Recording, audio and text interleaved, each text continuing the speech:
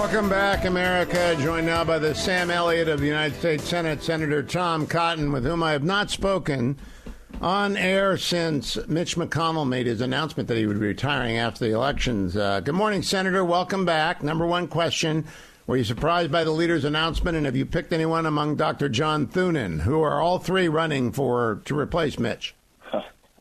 Good morning, Hugh. It's good to be back on with you. I can't say that I was surprised that Senator McConnell decided not to seek a final term as leader before he retires from the Senate in 2026. I didn't know the exact timing of it, but I thought that might have been trending that direction after he set the record last year for what has been a remarkable run and saving the Supreme Court from Merrick Garland and Barack Obama and helping build a center-right constitutional majority, or protecting the rights of every American to engage in free speech, especially free speech in the political arena. It truly has been a remarkable run. I believe that as of today, we have at least two people declared that they're running for the Republican leader position, John Cornyn and John Thune. I suspect we'll have at least one, maybe more, jump in as well. These are all good Republicans, and I look forward to them making their case to us and the incoming Republican senators. I think the main thing should be a focus on President Trump's reelection and the election of all of our great candidates and a handful of incumbents we have up. Now, the electorate for leader is between 49 and 54 votes, depending on how well Republicans do in the Senate races this year. I've seen you mentioned as a dark horse. Are you running for leader? The darkest of horses, Hugh.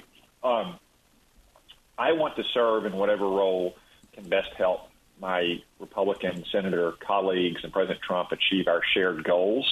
Right now, I've had several colleagues encourage me to run for conference chair, which is the number 3 position, dedicated to ensuring that we are advocating for conservative ideas and promoting the conservative message across the country. That's currently going to be open because John Barrasso is term limited from it. So that's where my focus is. I'm grateful by the support I've received from my colleagues. But as I said, the most important elections right now for the next 8 months will be that election for the White House and the election for all of our Republican senators and candidates, because we want to make sure that we are electing a Republican majority leader, not minority leader, come November, who can help a new Republican president turn the country around. Well, that's a bit of news. Tom Cotton running for Senate conference leader. Now, what does the Senate conference leader do? Do you run the annual retreat? So, yes, and it will be determined whether or not you're invited and how you treat me over the next year. I was wondering about that. Now we're going to start having to move around and be deferential. So John Barrasso has held the job for 6 years, 6-year term limit. Senator Barrasso has done an outstanding job.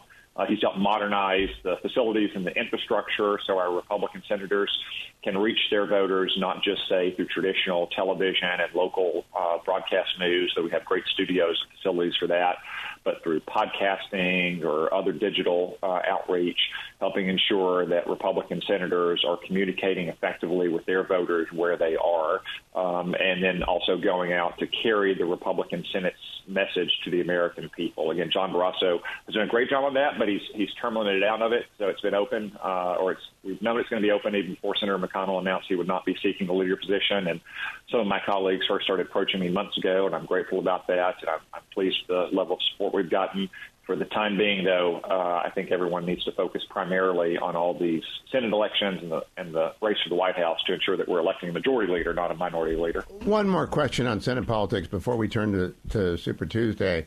There is a generational divide, not so much ideological, but generational, between people like you and Ted Cruz and Mike Lee and J.D. Vance, who are under 50, and those of our wonderful Republican caucus who are over 50.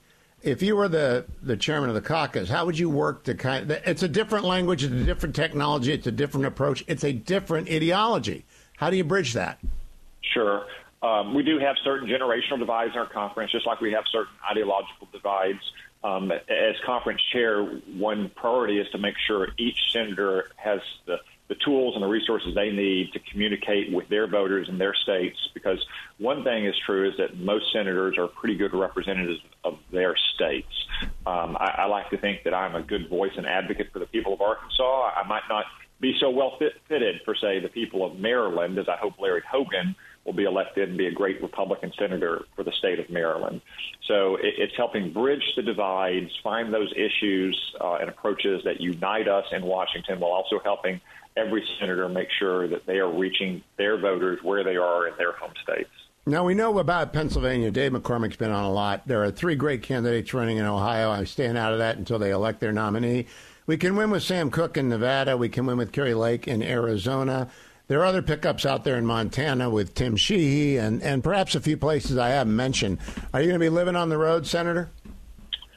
Yeah, I'm going to be out campaigning a lot in the summer and the fall this year. I think in West Virginia, we're all hopeful that race is basically on. That's a done deal. Manchin's retired and Jim Justice in. That, assuming we elect, the 8 incumbents we have up for re-election, people like Ted Cruz, Rick Scott, Deb Fischer, Roger Wicker, that puts us at 50 going into the more competitive races.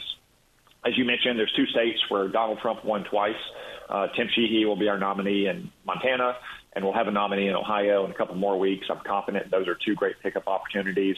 And then there's a whole bunch of states that Donald Trump either won closely or narrowly lost in 2016 and 2020, where, again, we have great candidates that I think are good fits for their state, like Sam Brown in Nevada, Kerry Lake in Arizona, Eric Hovde in Wisconsin, Dave McCormick in Pennsylvania. We even have some blue states where Donald Trump did perform quite so well, but we have a very popular leader, former Governor Larry Hogan in Maryland as well. So I think there's going to be ample opportunity to be on the campaign trail with strong candidates delivering a compelling message this fall. And hopefully, like you said, that it's not going to be a vote of 49 or 50 Republican senators in November. That'll be a vote of 54 or 55 or 56. I think I just called Sam Brown Sam Cooke, and I'm sure he plays the guitar well, but it's nevertheless Sam Brown. And I also want to point out, Larry Hogan represents the Big Tent Party, which still exists. He's a favorite of mine, except for his Ravens fandom, which we'll have to forgive to get behind him. But that's a lot of work cut out for you. Let's talk about tonight. I expect a sweep. What do you hope to see Ambassador Haley do if, in fact, it's a sweep tonight? Well, I think the time has come, especially if Donald Trump sweeps the states today on Super Tuesday, for Ambassador Haley to announce that she is suspending her campaign supporting Donald Trump. He won't quite get to the formal number of delegates he needs to have the nomination in hand today, but it's a foregone conclusion. Obviously, this race has been trending in this direction since President Trump won landslide victories in Iowa and then in New Hampshire. I regret a little bit that we haven't been able to already unify and consolidate the party, that President Trump and the RNC haven't been able to start working together hand in glove the way Joe Biden and the DNC has done for 3 years.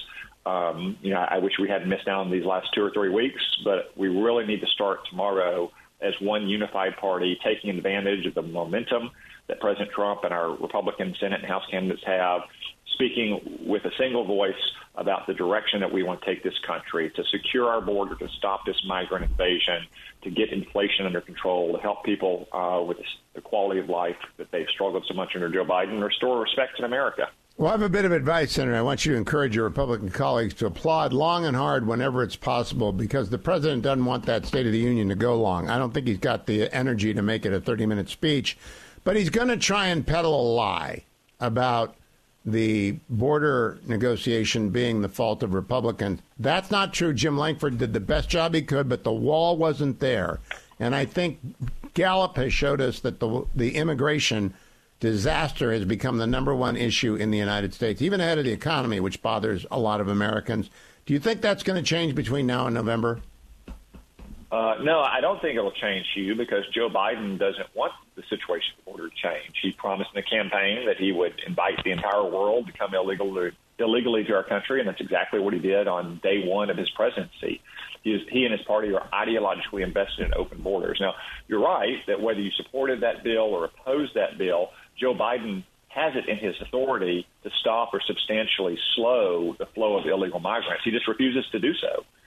So what you're going to see on Thursday night is a lot of blame shifting, a lot of avoidance of responsibility. I suspect you'll see President Biden make it through the speech just fine, and when he steps over that very low bar, the media is making clear that Joe Biden is back and he's got his mojo back and so on and so forth. Just remember, Hugh, if Joe Biden were 20 years younger and very sprightly, he would still be a failed president.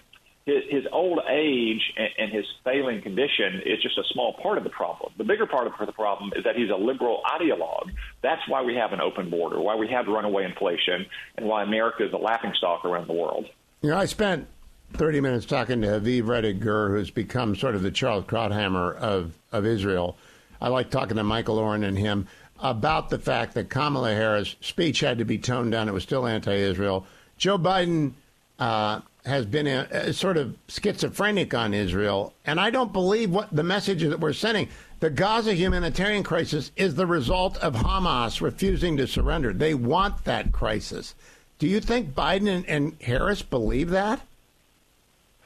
I don't know if they believe it or not, Hugh. I do know that all of the energy and enthusiasm in the Democratic Party is opposed to Israel and, in many cases, outright anti-Semitic. And you see Joe Biden and Kamala Harris demagoguing to that far-left anti-Israel, anti-Semitic wing of their party. And you see them excusing, just a few months on from the worst massacre of Jews since World War II, what Hamas is doing. Not just what it did to Jews in Israel, but what it continues to do to the hostages that it's holding, not just Israeli hostages, but American hostages as well, and to civilians in Gaza. And the Biden administration is bending over backwards to try to act, in effect, as the lawyer for Hamas at negotiations with Israel, instead of backing Israel to the hilt so it can achieve its objective, which is a righteous objective of totally and utterly destroying Hamas's war-making capability and governing authority. Last question. You mentioned the law. You're a lawyer. Allegedly, you went to Harvard Law School. I'm not sure they actually taught con law there. But this 9-0 decision yesterday was easy to see, but it still caused the left to melt down.